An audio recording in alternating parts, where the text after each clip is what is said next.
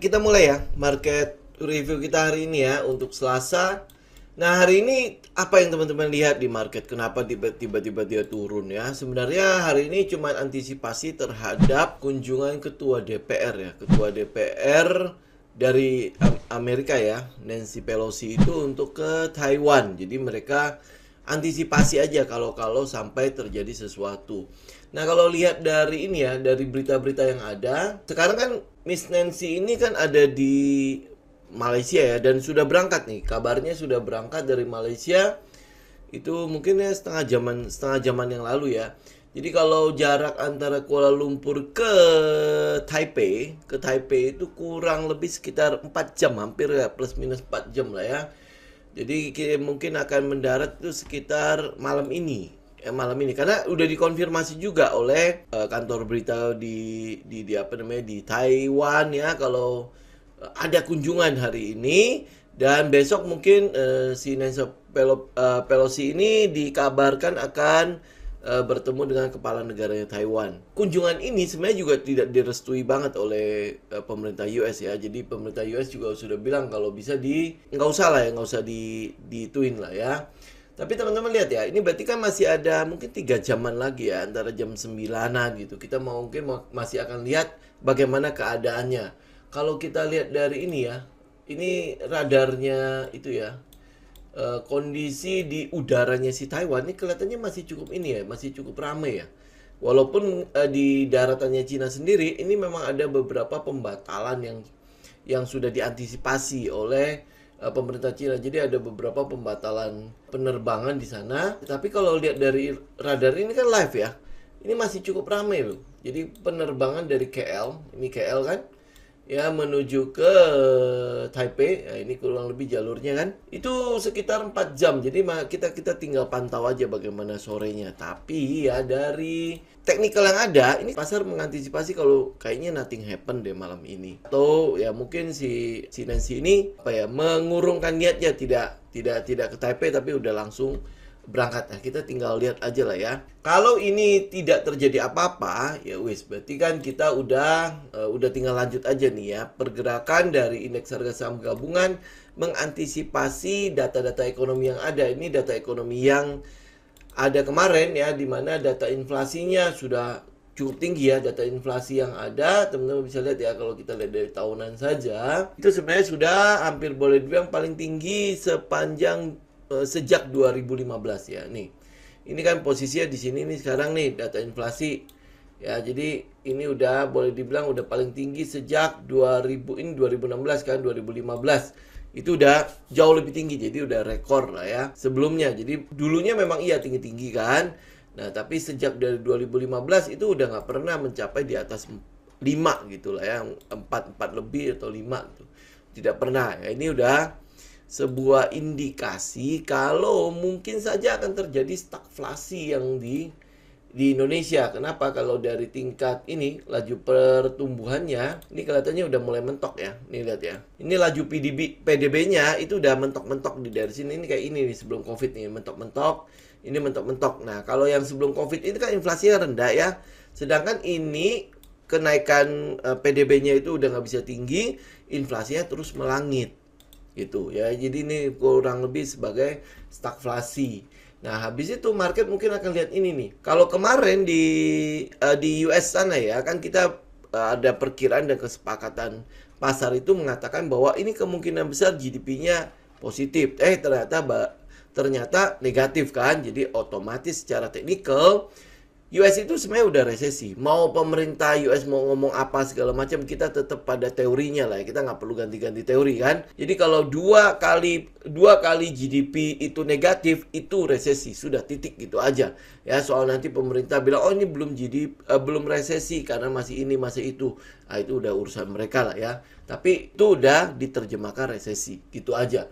Nah, sedangkan nanti untuk di Indonesia sendiri, kita lihat ya, kemarin di Q1 itu kan negatif. Nah, apakah Q2 ini negatif? Sedangkan perkiraan yang ada, Q2-nya itu cukup positif nih. Perkiraan di Q2-nya itu adalah 3,44, kesepakatan 3,44 sampai 3 sampai 3,4 lah. Nah, ini apakah akan ada kejutan seperti di US kemarin? Ini menjadi negatif. Kalau negatif berarti udah Indonesia juga sudah resmi resesi. Gitu aja ya. Jadi nggak perlu diperdebatkan ini resesi apa enggak ya. Pokoknya udah 2 PDB yang negatif, 2 pertumbuhan ekonomi, 2Q itu negatif, itu sudah resesi. Udah, itu teorinya kita aja. Ya, jadi udah nggak perlu harus nanti tambahin kalau begini, kalau begitu. Udah, nggak usah pusingin itu ya. Nah, habis itu teman-teman tinggal lihat ya, berita gembira kemarin itu adalah soal PMI kita juga mengalami ekspansi. Jadi masih di teritori di atas 50. Ya, nah tapi beberapa ini negara tujuan ekspor kita kayak China itu mengalami kontraksi, jadi dia turun, kemudian di US juga turun ya, di Eropa juga udah pasti akan turun. Jadi negara-negara tujuan ekspor kita udah mulai bermasalah nih ceritanya. Ya, jadi US-nya sendiri sudah resesi. Jadi mungkin pengiriman barang kita ini apakah masih akan lebih lancar atau enggak ya. Nanti kita akan lihat di nih tanggal 15 Agustus ini. Ini kan data dari bulan lalu ya. Nanti bulan depan kita akan lihat ya bagaimana kondisi resesi ini membuat si neraca perdagangan kita akan mulai turun atau tidak. Nah, balik lagi ke teknikal. Jadi mungkin saja di minggu ini ya, sampai mungkin nanti pengumuman suku bunga. Pengumuman suku bunga itu ada di sekitar tanggal 23 Agustus, berarti di sekitar akhir-akhir Agustus ya. Selebihnya itu harusnya akan ada data-data yang cukup bagus ya sampai ke 23 Agustus. 23 Agustus dengan lihat inflasi seperti ini, Bank Indonesia masih bertahan nggak ya? Kalau dia masih bertahan, ya tinggal kita lihat bagaimana respon pasar ya. Dengan inflasi yang terus meninggi ini nih. Bagaimana respon pasar. Kemarin kalau tidak salah ya ada Bu Sri Mulyani sudah bilang ya di bulan Juli kemarin itu sudah ada outflow sekitar 30 triliun ya. Nah, apakah kalau dipertahankan lagi suku bunga, berapa lagi outflow yang terjadi? Ya, ini kalau data ekonomi, jadi dalam minggu ini kelihatannya masih akan cukup fine-fine aja. Apalagi kalau misalnya pertumbuhan ekonominya sesuai dengan perkiraan atau kesepakatan. Berarti kita ngelihat ya, ada peluang indeks kita itu masih akan menguji ke sekitar 7066 ya. Ya moga-moga aja bisa sampai ke trendline ini. Atau mungkin ya sepanjang Agustus mungkin dia naik kali ya. Nah, kalau sepanjang Agustus dia naik, mungkin di September dia akan sedikit koreksi karena kenaikan yang memang udah tinggi ini. Ya, kemudian dia koreksi. Nah, habis itu Oktober, November, Desember ya itu periode di mana seringkali window dressing terjadi. Ya ini moga-moga ya seperti itu. Ya, saya pikir ya cuma itu doang yang kita mesti perhatikan adalah si ini ya, nanti beberapa jam ke depan kita lihat dia mendarat nggak. Begitu dia mendarat di Taipei, nah lihat reaksi dari China bagaimana. Kan kabarnya itu mereka udah siap untuk nembakin rudal nih ke area sekitar Taiwan untuk ini ya, untuk provokasi ya. Jadi ini untuk menunjukkan bahwa China itu tidak senang dengan kunjungan ini, bahkan bisa jadi itu sebuah trigger. Ya bisa trigger untuk ya udah sekalian serang atau gimana kan. Jadi ini tinggal kita tunggu lah ya. Ini bagaimana beberapa jam ke depan. Ya ini ya kalau misalnya benar dia mendarat ya kita masih mungkin akan memperhatikan kembali ya market ya sampai nanti bagaimana market US-nya bereaksi. Ini apakah nanti besok masih akan ada potensi untuk turun apa enggak. Karena kan dia overnight nih. Jadi ceritanya kalau Nancy Pelosi jadi berarti dia akan nginep di Taiwan nih ceritanya. Akan nginap di Taiwan, besok ketemu kepala negara baru terbang pulang ke negaranya. Ya, jadi ini yang kita lihat ya. Jadi kalau malam ini tidak ada apa-apa, ya jadi masih ada peluang indeks terus melaju. Tapi kalau misalnya malam ini jadi nih semua sesuai skenario pesawatnya ketua DPR ini mendarat, kemudian dia bertemu. Nah, ini kan market lihat bagaimana reaksi Cina ya. Kalau China itu ke trigger, nah itu mungkin ada peluang, ada koreksi di situ. Tapi kalau enggak ya dia akan lanjut karena data ekonomi kita cukup bagus. Ya ini untuk si indeks harga saham gabungan. Nah sekarang kita langsung ya masuk ke beberapa saham yang mungkin teman-teman bisa perhatikan. Kalau market besok dalam keadaan baik-baik ya. Kita lihat pertama adalah Wins. Ini juga sebenarnya udah menjadi watchlist kita di minggu yang lalu ya. Ini Wins, kita juga masih perhatikan dia. Mungkin kalau misalnya hari ini baik-baik saja, ini mungkin ada peluang untuk kenaikan. Untuk saham-saham pelayaran ya, saya harus mungkin kasih ada sebuah grafik. Saya lupa saya share-nya di alumni atau di grup Basic Trading ya. Tapi itu memperlihatkan bahwa adanya penumpukan pengiriman barang karena kekurangan kapal. Jadi itu volume pengiriman barang yang menunggu kapal itu bertambah tinggi nih ceritanya. Sejak dari tahun ini, dari Januari ya udah mulai menanjak kembali. Jadi di April berarti ya mungkin di Juni, Juli itu pasti akan lebih numpuk lagi ya. Kita lihat ya. Jadi potensi untuk emiten-emiten pelayaran untuk meraup keuntungan itu masih cukup tinggi. Ya mungkin pilihan kita ada satu namanya Wins. Ya ini Wins. Kemudian kalau teman-teman mungkin lihat dari saham yang sebelumnya ada Temas. Temas itu masih cukup ini loh. Yang masih kita bisa tunggu ya. Maksudnya masih ada alasan untuk kita buy di daerah situ. Yang kita tunggu dari Temas ini adalah pada saat dia mulai break lagi. Ya mulai break lagi trend line. Kemudian ya kita udah tinggal ngelanjutin lagi nih trend di situ. Ya ini ada alasan buat kita buy untuk saham-saham Temas ini. Dan saham-saham pelayaran ini masih ada alasan untuk kita buy. Kemudian ada BDMN. Ini saham bank ya. BDMN. Kita masih melihat dia kan udah break nih. Posisi udah break. Kita cuma mau nunggu aja ini posisi dia masih istirahat. Ada sebuah pergerakan kembali. Anggaplah kalau misalnya ini resisten yang dia sedang tuju. Ya ini daerah 2700 ini. Jadi kalau teman-teman yang mungkin di area ini masih belum mau buy nih, belum mau buy, ini baru breakout tapi kok kayaknya masih ini ya, masih menunggu pergerakan ya. Nah, jadi teman-teman masih bisa tunggu di sekitar 2700 buat yang konservatif untuk masuk. Tapi yang agresif ini sebenarnya udah menjadi area cicilan kita. Jadi stop loss kita ya udah di bawah situ nih. Ya ini untuk BDMN. Kemudian ada namanya MAPI. Ini juga sama ya, MAPI ya. Ini juga posisi sudah tinggal malah udah breakout lagi ya. Ini volumenya harusnya hari ini cukup besar untuk si MAP. Oh, volumenya ternyata nggak gede malah hari ini. Cuman candlenya yang besar. Jadi teman-teman tinggal pastikan besok. Kalau dia bisa stay di atas ini, di atas 1000 nih. Ya, di atas 1000. Nah, ini udah menjadi kesempatan teman-teman untuk buy. MAPI itu sudah kita berikan watchlist itu sejak dia di daerah sini ya. Ya kan, MAPI ya. Teman-teman bisa lihat ya pergerakannya di atas EMA 200 itu anggaplah dari sini lah ya. Ini udah dari Maret ya sampai Agustus berarti sekitar 5 bulan. Ya, ini apakah ini adalah sebuah sinyal untuk dia lanjut? Ya, teman-teman tinggal lihat ini ada kelanjutan dari volume enggak? Ya, kalau enggak berarti dia masih akan ada pullback-nya.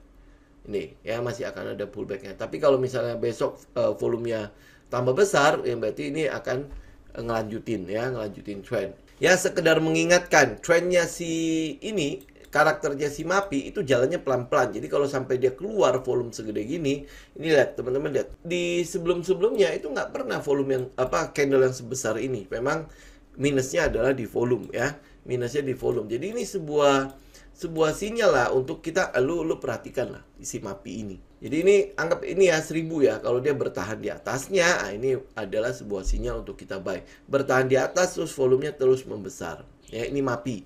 Mungkin saja nanti ini sedang menunggu laporan keuangan. Ya, laporan keuangan QS semester 1-nya. Ya, Q2-nya ya ini harusnya sih akan ada kejutan lah. Kalau enggak, ngapain market price in di sini ya. Ini untuk MAPI ya. Kemudian ada ISAT. ISAT juga masih kita perhatikan. Alasan kita buy adalah pada saat dia break ya. Dia break trendline atau dia break resisten ini nih 7000. Ya, ini jadi teman-teman perhatikan. Karena ini masih ada shadow-shadow yang masih menolak untuk naik nih. Jadi tekanan jualnya masih cukup tinggi ya. Jadi, tapi ini teman-teman jadikan watchlist.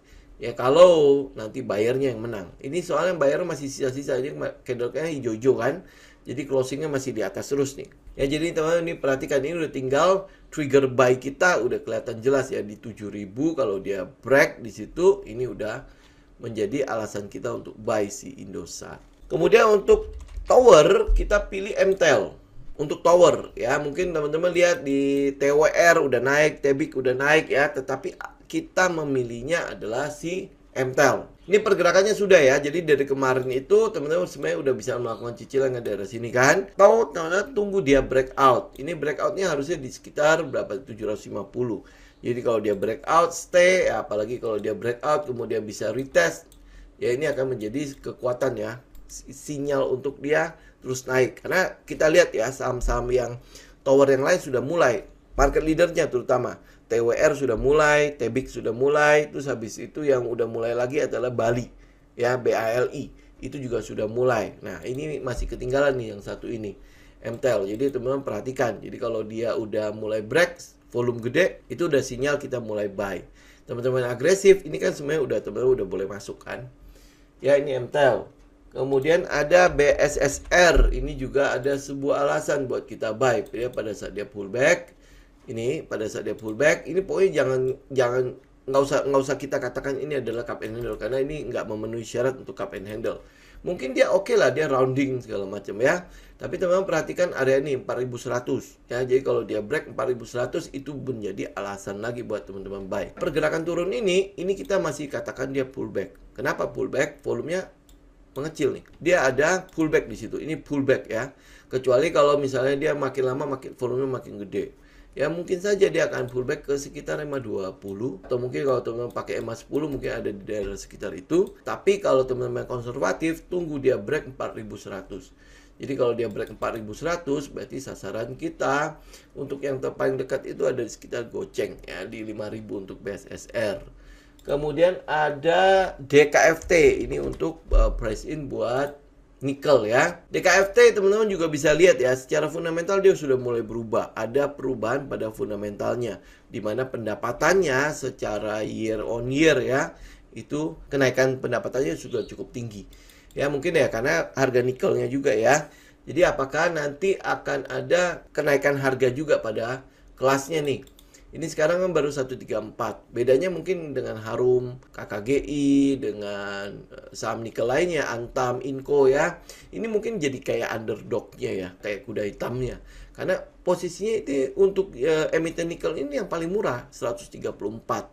Terus dia mengalami perubahan pada fundamentalnya lagi. Jadi mungkin ini akan ada peluang, tapi ya teman-teman tahu ya, dengan harga segini keliarannya, volatility-nya juga sangat-sangat tinggi. Jadi ya teman-teman perhatikan di situ. Oke, ini untuk DKFT. Ini udah break, tinggal kita tunggu ada misalnya volume yang besar lagi ya untuk terus melanjutkan trend. Teman-teman yang konservatif masih bisa tunggu di sampai 163. 163 ya, jadi dia breakout daerah-daerah sini. Ya baru teman-teman ikut juga masih nggak apa-apa. Tahu ya, ini karena dia ini EMA 200-nya masih di situ, dia mungkin saja masih akan ada sideways sebentar baru melanjutkan trend. Kemudian kita bicara mengenai yang kabel. Kabel itu ada KBLI. Ini pilih salah satu ya, ada KBLI dan KBLM. Nah, KBLI alasan kita buy itu adalah pada saat dia break dari trendline itu. Ya ini areanya nih. Areanya kalau teman-teman agresif berarti cicil daerah situ, tapi kalau teman konservatif ya tunggu dia break dari trendline itu. Ya, sedangkan yang satunya lagi adalah KBLM itu sudah jalan duluan ya. Sudah duluan nih, dia sudah break duluan, tetapi masih nunggu karena kita masih butuh dia break area 300. Jadi kalau dia break 300 berarti area konsolidasi ini udah selesai kan. Nah kalau teman-teman mungkin ambil area yang lebih tinggi, ini ada di sekitar 340. Jadi dari 300 saja kalau dia break ya, ini alasan kita buy kan pertama di sini nih, di daerah situ ya. Saya nggak tahu teman-teman masih hold nggak ya dengan penurunan sampai 4 kali ini. Ya, ini kalau dia break ini sebenarnya udah tinggal kita anggap ya bahwa di sideways ini udah selesai. Ya masih ingat ya, ini kan dia berkepanjangan nih sideways-nya. Ini berkepanjangan sideways-nya, kemudian dia udah di atas EMA 200. Ini posisinya sudah dari 2 Juni sampai sekarang, itu berarti udah sebulan hampir 2 bulan. Jadi ya harusnya untuk syarat mah kita udah cukup lah ya. Kalau dia break berarti udah tinggal lanjutin trend. Oke, KBLI dan KBLM. Jadi pilih salah satu, nggak usah dihajar dua-duanya. Kemudian ada AGII. Ini untuk yang masih ngikutin ya, teman-teman bisa lihat ya, dia masih menunggu nih daerah situ. Pergerakannya shadow-nya masih panjang-panjang. Ini artinya masih banyak tuh yang jual pasang, jual buy di situ ya. Ini masih daerah situ. Jadi teman-teman tinggal lihat ya, selama dia nggak kena stop loss. Teman-teman kalau misalnya buy pada saat breakout, berarti ya stop loss-nya masih di bawah trendline kan. Selama dia masih nggak kena stop loss, teman-teman masih bisa ikut. Kalau teman-teman ikut dari awal sejak daerah-daerah sini ya, sejak kita rekomendasi daerah situ, ya berarti teman-teman masih bisa hold ya. Target kita masih di sekitar 3000. Kalau target optimisnya ada di 3.300 sampai 3.400. Ini untuk AGII ya, teman-teman masih bisa perhatikan itu. Kemudian ada namanya Lucy. Nah ini Lucy, kan kemarin kan teman-teman udah tahu ya, kita tidak mengejar kalau dia sedang lari. Ya, nah kita tunggu dia istirahat. Ini kan posisi udah istirahat. Kenapa dia butuh istirahat? Karena kita harus tahu di mana kita harus keluar, di mana posisi kita harus keluar kalau market tidak setuju. Jadi artinya kalau dia break ke bawah, kena stop loss, kita kabur. Ya, tapi kalau ini kan kondisi dia udah ini ya, udah dalam posisi yang istirahat nih, posisi istirahat. Dan ingat ya, ini Lucy ini ada di papan akselerasi. Jadi kenaikannya kalau di arah pun cuma sekitar 10% ya kalau di papan akselerasi ya. Jadi ya kenaikannya makanya kayak gini ini ya. Ya ini arahnya ya paling cuma 10%. Kemudian terakhir adalah BES ya, ini saham yang berkaitan dengan industri ya. Teman-teman masih bisa perhatikan. Kalau teman-teman masih udah punya barang, ya berarti teman-teman masih bisa hold. Posisinya ini udah, kita masih tunggu lah beberapa candle ya. Anggap beberapa candle lagi ya. Karena ini shadow-nya masih di atas nih. Jadi tekanan jualnya udah mulai gede kan. Jadi selama dia masih di situ, kemudian ya dia masih, nanti dia akan cukup tenang ya. Di sini nanti volumenya teman-teman akan lihat dia akan terus merendah ya. Atau ya sekalian kalau misalnya dia bisa pullback ke daerah sekitar ini, pullback sampai ke 130. Nah, ini mungkin menjadi kesempatan teman-teman bisa buy. Ingat ya, kalau dia pullback berarti volumenya terus turun ya. Ya, jadi kita lihat kayak gitu. Jadi kalau dia terus turun, nah teman-teman bisa perhatikan untuk si BES ini. Jadi saya pikir cuma itu aja, teman-teman. Nanti tinggal teman-teman bikin persiapannya, trading plan-nya sesuaikan dengan gaya teman-teman, ya. Jadi ini teman-teman sekali lagi ya, kalau misalnya malam ini baik-baik saja, ini maka indeks itu ada peluang untuk naik ke atas. Nah, kalau ada peluang untuk naik kembali ke atas, nah teman-teman berarti tinggal ikutin trading plan-nya. Nah, yang kita harapkan adalah indeks moga-moga ya bisa mengalami koreksi lah, karena setelah udah mengalami kenaikan segitu tinggi ya, ada koreksi di Agustus, ada koreksi di September, sehingga pergerakan kita di akhir tahun di window dressing itu di Oktober, November, Desember itu bisa cukup bagus. Ini harapan kita. Jadi tinggal teman-teman ikutin aja ya. Nanti kan kita ada update. Moga-moga apa yang ditunjukkan oleh indeks itu ya cukup sesuai dengan skenario kita. Masih ada di wilayah di mana segitiga itu. Kalaupun dia koreksi, ya koreksinya ya, ini ke arah sekitar support. Ini ada EMA 200 di arah situ. Tadi kan kita udah sempat cek juga kan, ternyata ada gap juga dari sini kan. Nah, berarti bisa jadi ya, ini adalah daerah supportnya, EMA 200 di situ, support juga ada di daerah situ ya. Moga-moga aja dia Agustus, September ya dipakai untuk koreksi. Jadi ada profit taking di situ ya, sehingga pergerakan ke atasnya lebih baik, lebih nyaman ya. Karena udah ini ya, udah menjadi rotasi sektoral. Jadi emiten-emitennya sudah terrotasi, yang udah cuan-cuan di daerah sini sudah mulai keluar. Ya, ini udah fresh move untuk ke atas kembali. Teman-teman, mungkin sampai di sini dulu ya untuk market review kita hari ini ya, semoga bermanfaat. Sampai ketemu lagi nanti di hari Kamis mendatang. Oke, thank you semuanya.